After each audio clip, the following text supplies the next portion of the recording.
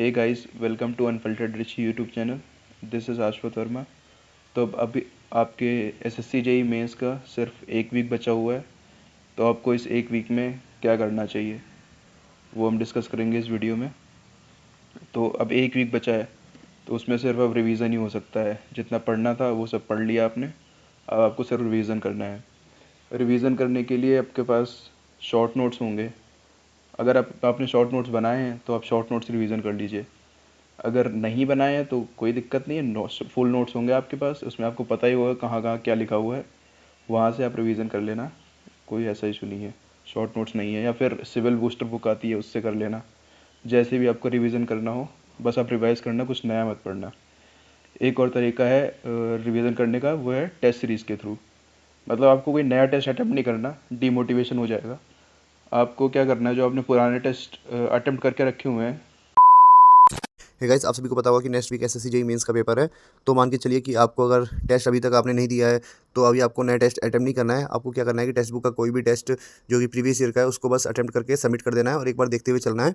और आप सभी को पता होगा कि आरएसएम एसएसबी जेईई का भी नोटिफिकेशन आ चुका है और सेम रेलवे का भी आपको पता है कि दिसंबर में पेपर है। तो अगर आप सोच रहे हैं कि किसका टेस्ट आपको देना चाहिए, तो सबसे अच्छा प्लेटफॉर्म टेक्स्ट बुक है, क्योंकि जितने भी टॉपर्स होते हैं वो टेक्स्ट बुक पे टेस्ट देते हैं और एक मतलब जो पास है उससे आप सारे टेस्ट को दे सकते हैं। तो अभी टेक्स्ट बुक की एक सेल चल रही है, सिलेक्शन वाली दिवाली सेल, जिसमें जो कि 29 से 31 तारीख तक चल रही है, जिसमें आपको टेक्स्ट बुक का पास प्रो 395 रुपीज़ का मिलेगा। और अगर आप मेरा कूपन कोड RISHI यूज़ करोगे तो आपको इंस्टेंट 12% का ऑफ भी मिलेगा। तो जाइए जल्दी से टेक्स्ट बुक का पास ले लीजिए और जितने ज़्यादा हो सके उतने ज़्यादा टेस्ट दीजिए।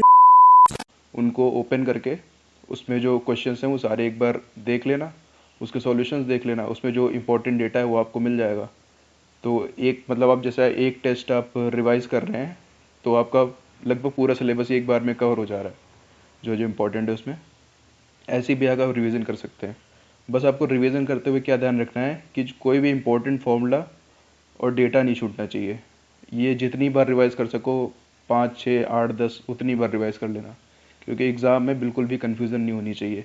ज़रा से भी कन्फ्यूज़न हुई तो पूरा क्वेश्चन गलत हो जाता है। फॉर्मूला एकदम एकदम याद होना चाहिए आपको। आप जितनी बार रिवाइज कर पाना उतनी बार कर लेना इसे रिवाइज। अब बात आती है टेस्ट ऐसे अटेम्प्ट कैसे करें। पढ़ाई तो अब हो गई, अब जो टेस्ट अटेम्प्ट करना है वो कैसे करना है। तो पहले तो आपने टेस्ट सीरीज़ लगाई होगी। बस जैसे आपने टेस्ट सीरीज़ लगाई है वैसे आपको आइडिया हो गया होगा कि कैसे अटेम्प्ट करना होता है क्वेश्चन। आप अपने तरीके से करिएगा। मैं कैसे करता था मैं बता दे रहा हूँ। पेपर में क्या होता है, लगभग 60% क्वेश्चन, 50 to 60% क्वेश्चन ईजी ही होते हैं। अगर बहुत ज़्यादा टफ आ गया तो भी 50% क्वेश्चन तो ईजी होंगे ही।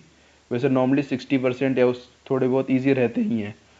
तो आप वो पहली बार में सॉल्व कर देना। पेपर खोलना, पहले क्वेश्चन से स्टार्ट करना।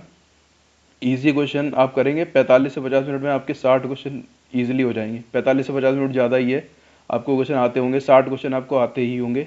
40 45 मिनट में ही हो जाते हैं, बट फिर भी 45 से 50 मिनट मान लो आपके लग गए पहली उसमें। और आप जब पहली बार पेपर अटैम्प्ट कर रहे हैं तो उसमें आप मार्क फॉर रिव्यू करते चलना। जो भी आपको लग रहा है कि इसमें थोड़ा सा टाइम लग जाएगा, वो मार्क फॉर रिव्यू कर देना, आगे बढ़ जाना। हो रहा है क्वेश्चन पहली बार में, ठीक है, नहीं हो रहा है, मार्क फॉर रिव्यू करना। और ऐसे क्वेश्चन जो लग रहा है आपको नहीं ही होंगे आपसे, एकदम मतलब समझ ही नहीं आ रहा, उसको छोड़ देना, ना मार्क फॉर रिव्यू में मत करना। और अटेम्प्ट तो करना ही नहीं है खैर। फिर आपके पहली बार में आपके 60 क्वेश्चन हो जाएंगे तो आपको कॉन्फिडेंस आ जाएगा कि हाँ चलो ठीक है, हो गया है, आपका आधे से ज़्यादा पेपर हो चुका है। इसमें मतलब ये बेस बेस है आपका, इतने तो कर लेते हैं सब लोग, इतने आपके हो गए। अब आपको कट ऑफ क्लियर करने के लिए आपको ये जो मॉडरेट क्वेश्चन है ना ये करने पड़ेंगे। ये मॉडरेट क्वेश्चन आपको थोड़ा सा ज़्यादा टाइम लग जाएगा। इसमें भी आपको वही 45 मिनट 50 मिनट लग जाएंगे। इसमें आपको करते हुए चलना है। किसी भी क्वेश्चन पे बहुत ज़्यादा टाइम स्पेंड नहीं करना है। ऊपर आप टाइमर देख लेना।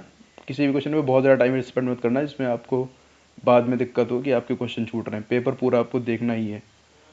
और 10% होते हैं टफ क्वेश्चंस, ये ट्रैप होता है। ये आप मतलब करने लग गए ना तो फिर आप फंस जाओगे उसमें, नहीं हो पाएगा क्वेश्चन। कुछ न्यूमेरिकल होते हैं बहुत बड़े आ जाते हैं।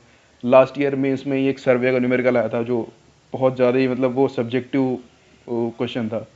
वो लगभग सबने ही छोड़ दिया था। वो आपको उस तरह के क्वेश्चन छोड़ने ही पड़ेंगे। और कुछ ऐसे होते हैं जो एकदम ही मतलब कभी पढ़े ही नहीं होंगे आपने क्वेश्चन, वो भी छोड़ देना। लास्ट में अगर ये दोनों करने के बाद एकदम ही जब आपके पास टाइम बच जाए तो आप 10 15 मिनट या 15 20 मिनट जो भी बचा है उसमें आप ये क्वेश्चंस देख सकते हो जाए तो ठीक है, नहीं हो कोई बात नहीं, सारे क्वेश्चन नहीं करने हैं आपको, आपको कट ऑफ क्लियर करनी है, आपको अच्छा डिपार्टमेंट चाहिए बस। और सबसे ज़्यादा बड़ी बात, नेगेटिव मार्किंग का ध्यान रखना है। इसमें 1/3 नेगेटिव मार्किंग है, आपको गेस वर्क नहीं करना है इसमें, मार्क्स नेगेटिव हो जाएंगे अगर आप गेस वर्क करेंगे इस पर। तो बहुत मतलब एक दो ऑप्शन में अगर कन्फ्यूज़न है तो आप कर सकते हैं, बट बहुत कम करिएगा, गेस वर्क बिल्कुल मत करिएगा। अब एग्ज़ाम डे पे आपको क्या करना है, पहले तो get a good night sleep, अच्छे से सोइए, सुबह हल्का फुल्का ब्रेकफास्ट करके एग्ज़ाम सेंटर पे आपको जल्दी पहुंचना है। एडमिट कार्ड, आईडी और फ़ोटो ले लेना। इंस्ट्रक्शंस अच्छे से पढ़ना है। कभी कभी जैसे क्या हुआ था, एक पेपर मैं देने गया था, उसमें answered and mark for review question evaluation के लिए कंसिडर नहीं हो रहे थे, मैंने इंस्ट्रक्शन नहीं पढ़े हुए थे और मैं ऐसे ही छोड़ के आ गया था, तो मेरे 12 क्वेश्चन ऐसे ही चले गए थे। वो सारे सही क्वेश्चन थे, बट क्योंकि वो मैंने आंसर और मार्क फॉर रिव्यू कर रखे थे तो वो चले गए थे। एक बार आप इसमें पढ़ लेना, इंस्ट्रक्शंस स्क्रीन पे आ जाते हैं पहले ही, वो पढ़ लेना, 10-15 मिनट का टाइम को ऐसे ही मिलता है, वो इंस्ट्रक्शंस पढ़ ही लेना। और पॉजिटिव रखना, पॉजिटिव रहना आप लोग, और पानी की बॉटल रख लेना एक, इससे आपका कि वो बीच बीच में इधर उधर जाने से अच्छा है अपने पास पानी की बोतल रख लो और पीते रहना बीच बीच में बस। और एक और चीज़ बताना भूल गया आपको, क्या बोलते हैं, साइंटिफिक कैलकुलेटर। कैलकुलेटर आपका वर्चुअल कैलकुलेटर होगा, तो आप एक बार एक वीडियो देख लेना, आप यूट्यूब पे डाल देना how to use virtual calculator, वो आप एक बार वीडियो देख लेना, आ जाएंगे आपके पास, कई लोगों ने वीडियो डाले हुए हैं, उसमें आपको आइडिया हो जाएगा कि कैसे यूज़ होता है। उसमें कुछ ट्रिक्स होती हैं जिससे आपका टाइम थोड़ा सेव हो सकता है। और उससे न्यूमेरिकल कुछ कर लेना, 10-12 न्यूमेरिकल कर लेना आप उस वर्चुअल कैलकुलेटर का यूज़ करके, तो आपको वर्चुअल कैलकुलेटर में हाथ थोड़ा बैठ जाएगा, तो सही रहेगा, आपका टाइम बचेगा। और इसमें वो अगर आप फिजिकल यूज़ करते हैं अभी तक टेस्ट में, तो आप एक एक दो बार आप वर्चुअल कैलकुलेटर यूज़ कर लेना, वो सही रहेगा। और बाकी आप चिल होकर पेपर देना, ऐसा कुछ नहीं है, आपने पढ़ा जितना उतना ही सबने पढ़ा हुआ है, एक्स्ट्रा कुछ किसी ने नहीं पढ़ा हुआ है। और और paper cut off what of अभी मत देखना, किसी को नहीं पता पेपर कैसा आएगा। लास्ट ईयर प्री का पेपर बहुत टफ आ गया था और मेंस का पेपर उतना टफ नहीं था, इजी टू मॉडरेट लेवल का ही था। इस बार हो सकता है टफ आ जाए, हो सकता है ईजी आ जाए, तो आपको वहीं जाके पता चलेगा। आपको ये नहीं है कि अगर आपको क्वेश्चन नहीं आ रहे तो आपने 100 के 100 मार दिए। टफ है तो सबके लिए टफ होगा, कट ऑफ भी कम जाएगी। टफ टफ पेपर में ये भी फ़ायदा रहता है कि मार्जिन ऑफ एरर आपका ज़्यादा रहता है, मतलब अगर आप थोड़ी बहुत एरर भी कर दिए तो कोई दिक्कत नहीं होती। तो कैसा भी पेपर है सबको सेम कट ऑफ क्लियर करनी है, आपको कौन से 300 में 300 मार्क्स नहीं लाने। गुड लक फॉर एग्ज़ाम्स, अच्छे से जाइए, पेपर दीजिए, आपको अच्छा डिपार्टमेंट मिल जाएगा। Thank you for watching this video.